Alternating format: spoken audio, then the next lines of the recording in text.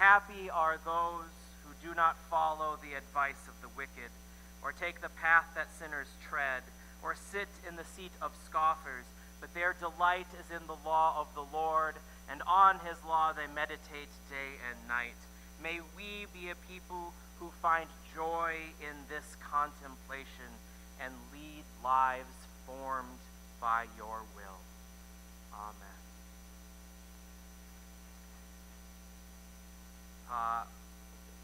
Slight aside. I have thus far always used the NRSV translation, which is the one in the pews. And if you want to follow along, be my guest. It's not radically different, but I am going to use today a different translation that is slightly different. I'm going to read from the TNK, the JPS Tanakh. This is the Jewish Study Bible, because I'm reading from Psalms. And I looked at a dozen different translations, and I think this one matches the best the flow of it. We'll talk about this a bit. Psalms are really hard because they're poetry, and boy, understanding poetry in the language it's written in is complicated enough, but then trying to translate it and still get the meaning through is an extra layer. So it's not radically different. Follow along. Notice the differences, and we'll talk about them in a bit. But I will be reading the JPS Tanakh TNK translation. A psalm of David. Lord, who may sojourn in your tent, who may dwell on your holy mountain, he who lives without blame, who does what is right, and in his heart acknowledges the truth, whose tongue is not given to evil, who has never done harm to his fellow, or borne reproach for his acts toward his neighbor, for whom a contemptible man is abhorrent, but who honors those who fear the Lord, who stand by his oath even to his hurt, who has never lent money at interest or accepted a bribe against the innocent. The man who acts thus shall never be shaken.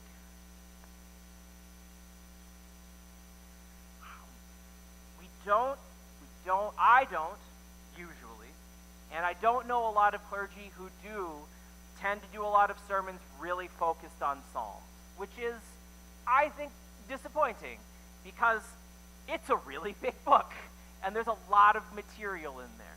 So when I was looking at the list of options for today, I looked at the Psalm and thought, let's really dive in to psalmody because it has historically been a really core part of our tradition, and I see that in a lot of services today that will have a psalm every day and kind of read through it, but I just don't see a lot of people actually discuss it and dive into it and learn from it the way we have in the past. So, it was overdue.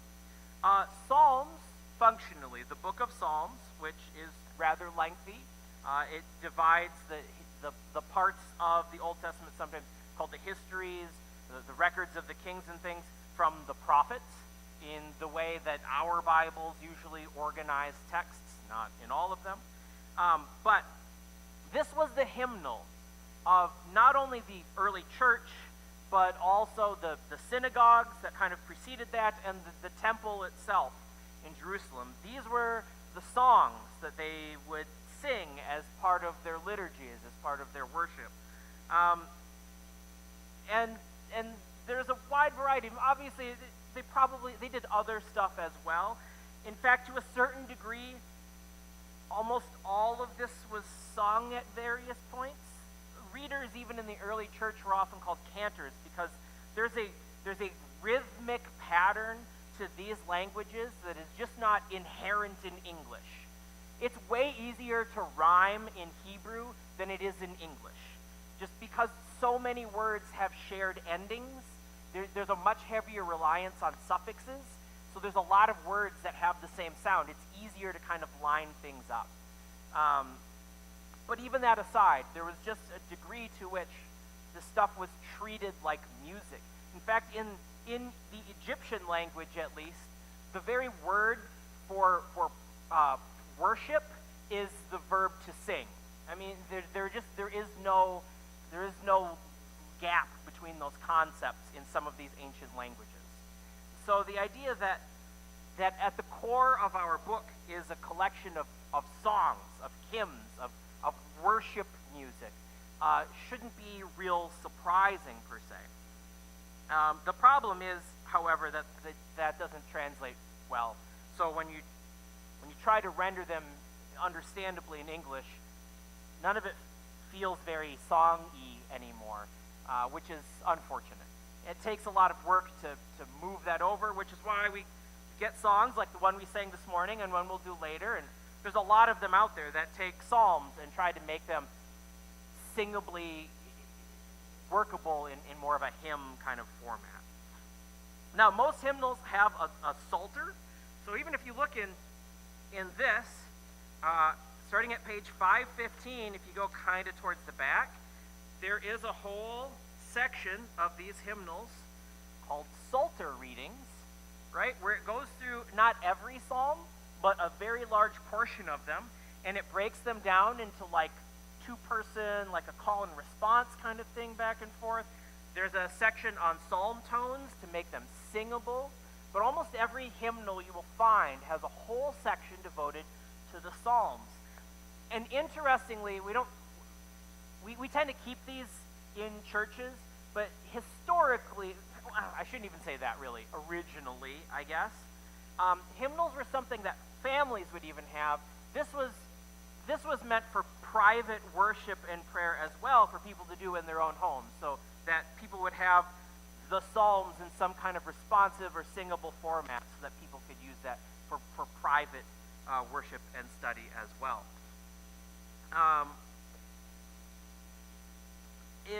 And the way all of the lectionary works, in fact, several different lectionaries out there, also ascribe a psalm for every day, so that every Sunday you can include one of these kind of early songs, or at least a fragment of it in worship. Some of them are very long. 119 would take a while to go through. That is a whole service right there. But the exposure to these was the kind of standard fare throughout much of church history. I really do wish it was easier to translate them into songs so that they were singable, because it's like folk music in this beautiful way. I'm not saying everyone is a lyrical masterpiece. Some of them are very short and simple. Some of them are very repetitive, like a lot of music, I guess. I don't know. I used to complain to a lot of people about 7-Eleven songs. Are you familiar with these, where it's like 7 words repeated like 11 times? Have you ever heard these? There's a lot of like contemporary Christian worship music that's just, it's like one sentence over and over and over again. And there's nothing inherently wrong with that. It can be beautiful. It can be kind of a meditative thing, but it is not my cup of tea. So having things with a little more length and diversity is nice. But they are the music. It's true of all music. Psalms record some of the oldest pieces of ancient literature that we have. Psalm 29, so a little bit after what we were looking at, is probably the oldest psalm in here. It dates to somewhere around 1000-ish BC, and it is a prayer to the Canaanite deity Baal that they basically took and scratched out Baal and put in Adonai and made it a worship piece for here, because we have it written in its original Canaanite texts elsewhere. We've found it. So they adopted these songs and just repurposed them for themselves. Psalms record major theological changes. If you look at Psalm 82, and I am reasonably certain I talked about this in at least one sermon, Psalm 82 is this kind of major transitional moment where it talks about the God of Israel basically challenging all of the other gods and saying, you guys are terrible at what you're doing. Look at all of the horrors of the world. And basically, Israelite God kicking out or killing or getting rid of all of the other gods to take command of all creation. And it is this psalm that sort of marks this transition from this text, this book, these people acknowledging the existence of all of these other gods, but just recognizing that they only worship this one, to that one actually being in charge of the whole world, which is a huge jump. And Psalm 82, you can kind of see that transition in process. Psalms record some truly disturbing ideas that have sort of been abandoned, I think, for good reason. Psalm 137 will not show up in any lectionary, right? And I'm okay with this because Psalm 137 is a very angry piece, and it's worth reading and studying. I don't think it makes sense to have it as a central part of worship because it is a psalm of vengeance on the Babylonians. And it ends with the line, "Happy will they be who dash your children's heads against the rocks." Right? We probably don't need to have that image in our regular Sunday worship. So it is there, it records this historical moment that they found themselves in after having been in exile and enslaved for generations and treated in these horrible ways. I am 0% shocked at the rage that they felt at their captors and oppressors. And it's in there because of that. As I've said many times, this is a collection, this is a conversation, this is a bunch of different people wrestling with what it means to live in God's world as a person who is concerned with what it is God's hopes for this world are. And people go all kinds of directions with that. But Psalms has the unique place of being the most referenced text by New Testament authors. If you go through the New Testament, the writings of the early church, Psalms gets quoted more than anything else. This was the basis of a lot of early church worship and theology and understandings of who Jesus was and what he was doing. And I think there's a really important reason for that because it's music, right? I have spent my whole life going to churches, and I will say this, very rarely do I walk out of a church service remembering a lot of the individual words that the preacher said up during the sermon. But I have walked away from church services lots of times with a song stuck in my head from that service. I have listened to lots and lots of podcasts, but I don't get podcasts stuck in my head, right? With that irritating repetition where you can't even remember all the words of the song, but it keeps playing. Music can do that. Music sticks with us in a way that just regular prose doesn't. So it is 0% shocking to me that the early church, which remember was largely illiterate to begin with, right? These are not the wealthy, well-educated people in their time in place. They did not have access to a lot of written material, but they did have music, and they could remember those words, and they could apply those words. So the Psalms become the kind of core biblical texts that the early church references for understanding who they are and what their mission is and who Jesus is and where they're going. And that, I think, is incredibly beautiful because that means in the most technical way, our tradition, our faith is built on poetry more than law. Right?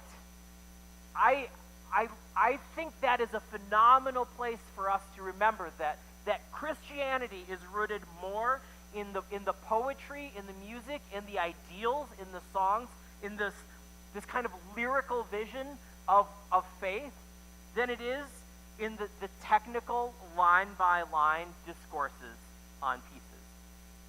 Not that they don't quote other things as well. I'm not saying that that's all that was there, but I am saying that more than anything else, they looked to the poetry. And that, to me, makes perfect sense, that we're called to be poets more than we're called to be lawyers, because Jesus again and again takes lines from the law, takes lines that are relatively straightforward, and complicates them, right? He makes them messier. He pushes them towards ideals rather than technicalities. He pushes people into love, right, rather than legalistic technicalities about how everything is supposed to be done. This is Jesus' whole tirade about following the traditions of the elders rather than the weightier matters of the law, because the traditions of the elders for his time and place are all the specific technical codes that everyone is supposed to follow to make sure that they are aligned with the legal requirements. And Jesus' whole point is, no, the weightier matters are love and justice and mercy and these much more grandiose conceptual things about how life is supposed to be. That the laws themselves exist for a purpose, not just by themselves. And that's poetry. Now, music, even today, I think it's hard for most of us to imagine a world that is not constantly inundated with music. I don't know that we always realize how much of it surrounds us now, as opposed to most of human history. Because we have radios. If you watch movies or TV shows, have you ever seen clips of movies where they take out the background music and how strange it feels to watch scenes from shows or movies without background music in it? There's music, there's hold music when you call, not that it's good necessarily, but like you call and there's hold music when you're waiting, when there's music in elevators and there's music in lobbies and in our cars. There's music everywhere. We can just broadcast it. 150 years ago, if you weren't making music, you weren't hearing it. Outside of the very limited spaces of orchestra halls that most people could never have access to, or cathedrals that had professional choirs or something, if you weren't making music, you didn't hear it. And the omnipresence of it is just astonishing to us. But the power of that music is incomparable. We put it everywhere because it is so powerful for us. Jingles for, I guarantee, we remember jingles for products so many times. Or random little chants or things. When we go to ball games and people are chanting for their teams, every team has their own like fight song or whatever. Like we align music with everything. And psalms become our chant slogans and stuff for the early church. The music they put to everything. Now, very broadly, there are three categories of psalms. This is a little more technical now. We're gonna back up off of the poetry side and get a little bit into the more technical side before I round this off. Psalms fall into three basic categories according to most biblical scholars. And I think it's the easiest way to think about it, right? There's psalms of orientation, disorientation, and reorientation, which basically means this. Psalms of orientation are about how are things supposed to be, right? Psalm 15 is a psalm that we read, is about orientation. Who may abide in your tent? Who may dwell on your hill? Those who do this and this and this and this, good things will happen to them. The way the world should work, the way things are supposed to be, definitions of who God is and what is good. Psalms of orientation. Psalms of disorientation are the ones that we tend to dislike the most overall. They tend to be heard the least, and there aren't a ton of them because people are uncomfortable with them. This is like Psalm 22, which Jesus quotes while being crucified, right? My God, why have you forsaken me? Why are you so far from helping me from the words of my groaning? "Oh my God, I cry by day, but you do not answer, and by night, but find no rest." Right? These are the Psalms that look at what's happening and recognize everything is wrong. There are a whole bunch of Psalms that accuse God of doing things wrong, that accuse God of not listening. And we tend to be really uncomfortable with those, so those don't get a lot of face time.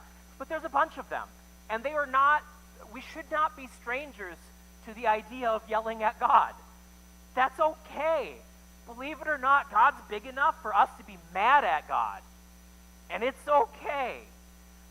So Psalms of disorientation are the recognition that, yeah, these Psalms about how the world is supposed to work, the world doesn't actually work that way a lot of the time. And we know that. I get pushback on this concept by people sometimes.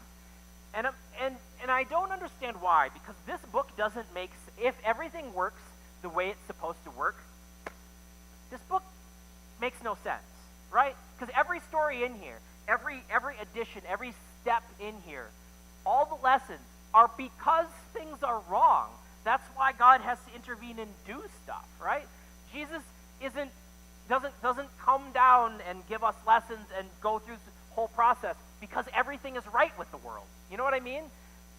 This doesn't make any sense as a book if the world works the way it's supposed to work. So we have to acknowledge that it doesn't, and that is Psalms of disorientation. The third category is reorientation, and this is the trickiest to kind of define. Reorientation references the idea that there's hope in the struggle, that there's a way to make things right. Psalms of reorientation kind of are wrestling with the contradictions and living into hope. This is Psalm 23, right? The most famous psalm of all that we put at funerals all the time for some reason, even though it really isn't meant to be funerary, but that's neither here nor there. "The Lord is my shepherd, I shall not want. He makes me to lie down in green pastures and leads me beside still waters. He restores my soul. He leads me in right paths. Even though I walk through the valley of the shadow of death, I fear no evil," right? It's this acknowledgement that, yeah, stuff is broken, but it'll be okay. We can go somewhere with that. There is hope. So there's this constant movement then between the Psalms of how it should be. It's not that way. We can get there. We can go somewhere with that. There is hope. And we need all three of these things because that's real life, isn't it? That's really how we engage with the world, that we understand things should be a certain way, and then we realize things don't work that certain way, and we have to figure out how to get from that realization, from that reality, to something that is better, that we are okay with, something that we can do with that. That is the movement of all of life, reflected in the Psalms. We need goals, we need to acknowledge reality, and we need to have hope and courage that there's something that we can do about that.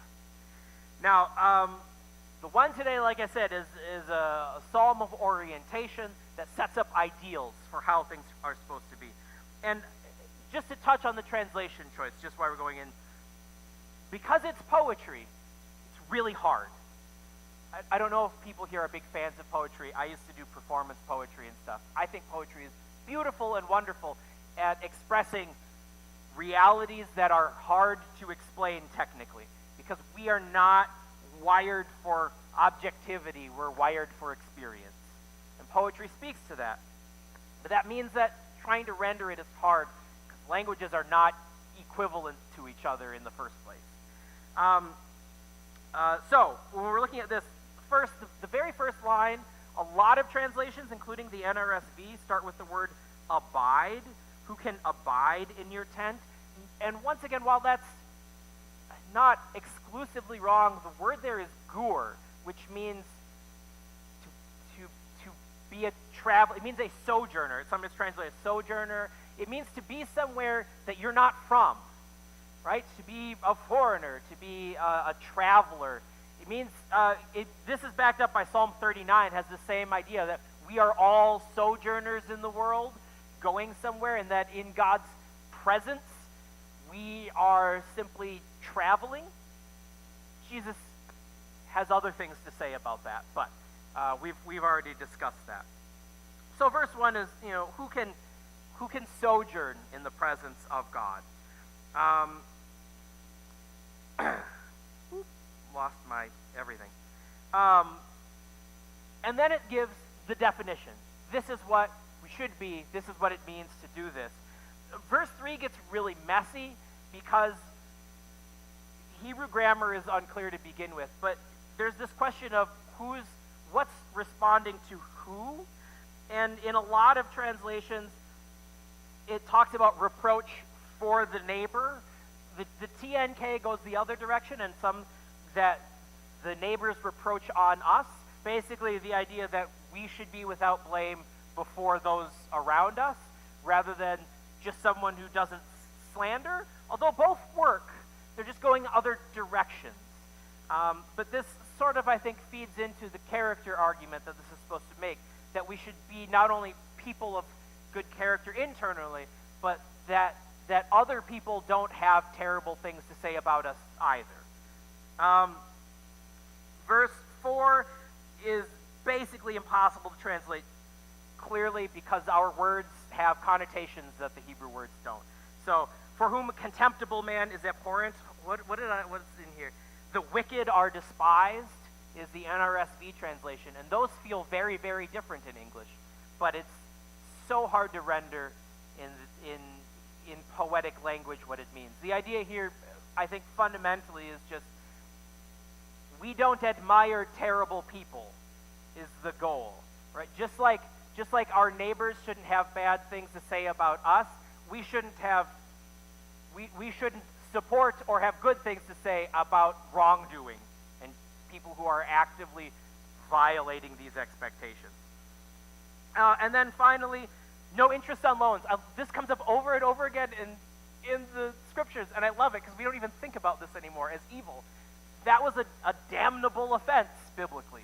And in the early church, the church did not accept the charging of interest until the Protestant Reformation. All right? So that was a horrible offense. But yeah, no interest on loans, no bribes. These are the things that allow you to approach God. This is a psalm of orientation. This is about the way the world's supposed to be. Good, not bad.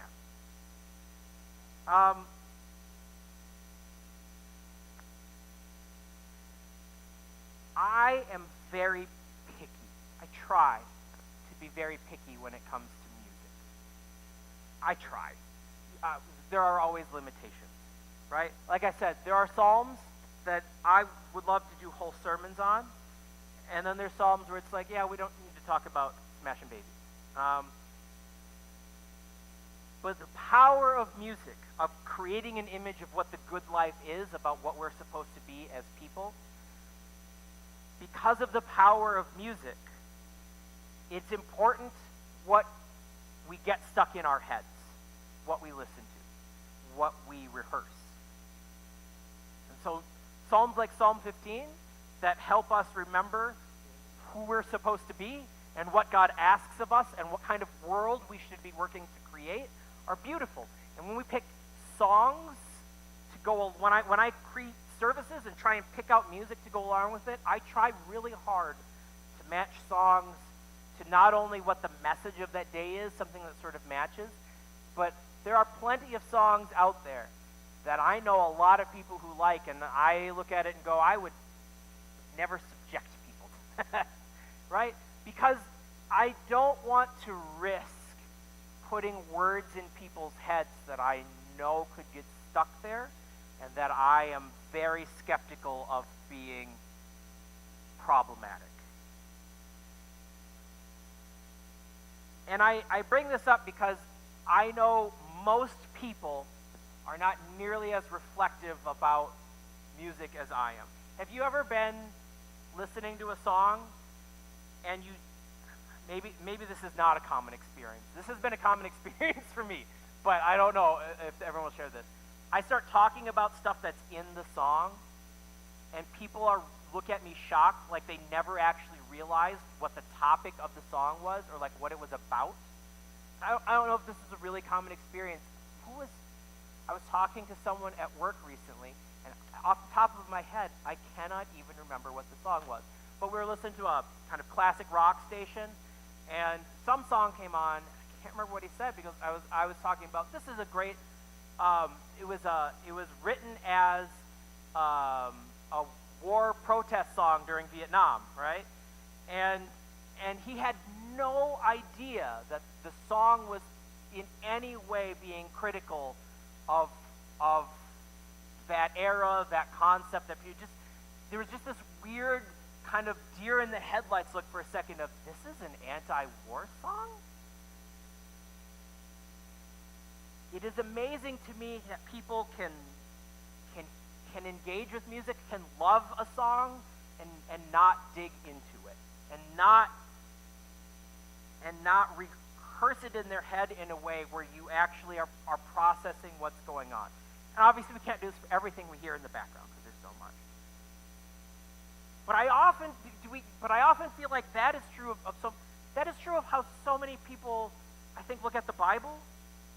They can recite verses, they can recite stories, but they don't seem to have any interest in digging into the narrative behind it, the lessons that are implied with it. It just is a thing on the page. I think when people sing psalms or recite psalms, they're going through the motions. It's not processing a lot of the time. Please process. I beg of everyone, if you are listening to Scripture being read, ask questions, dig into it.